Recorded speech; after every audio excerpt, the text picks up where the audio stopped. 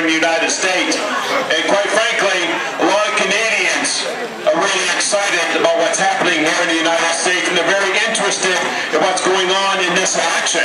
That's not only Canada.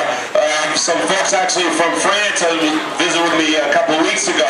So there is a lot of excitement all around the world, because people are ready for a new direction here in the United States, and we're going to give them that new direction.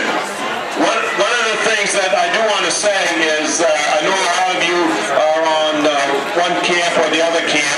Unfortunately, my candidate dropped out a couple of weeks ago as Senator Edwards.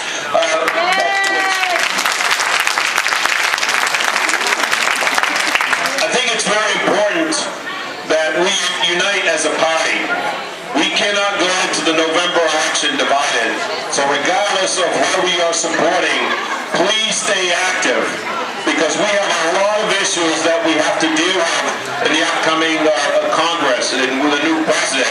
If you look at the budgetary deficit, there's over $9 trillion. Over 45% of that's owned by foreigners.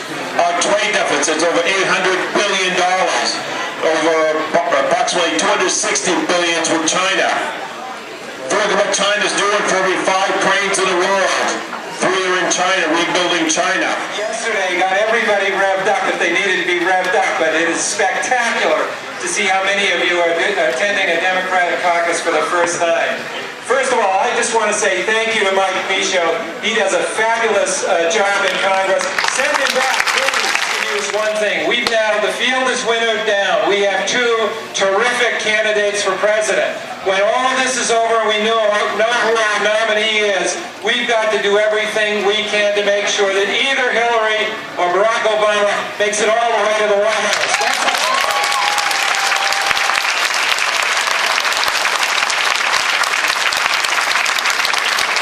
Now, in this race for the Senate, I wanted to say a couple things. The media is going to be covering this race, and they're going to talk about Tom Allen and Susan Collins and Susan Collins and Tom Allen. This race is not ultimately about us. It's about you. It's about your families. It's about your children. It's about your grandchildren.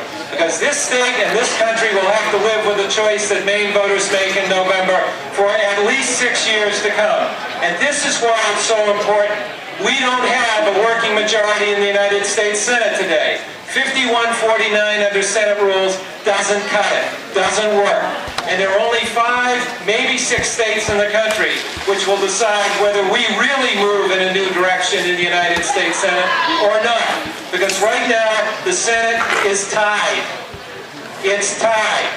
And Maine is one of the 5 or 6 states that can break that tie. You keep it tied, and you get the same old stuff. We break the tie, and we get to a place where we can bring universal health coverage to every man, woman, and child. To bring out troops home. She voted for the law. She still won't commit. She's still for an open-ended commitment. She still won't agree to set some sort of deadline to bring our troops home. And more than that, for 3.5 years, her last 3.5 years as chair of the Chief Oversight Committee of the United States Senate, she was asked repeatedly, over and over and over again, to hold hearings on waste, fraud, and abuse by Halliburton and KBR. For those 3.5 years, she blocked every opportunity for a hearing to uncover what those private contractors were doing in Iraq. And the result was billions of dollars of American and Iraqi money gone missing. And the undermining of the Iraqi reconstruction project. That's not the kind of leadership we expect from a senator from Maine. And we will make a change.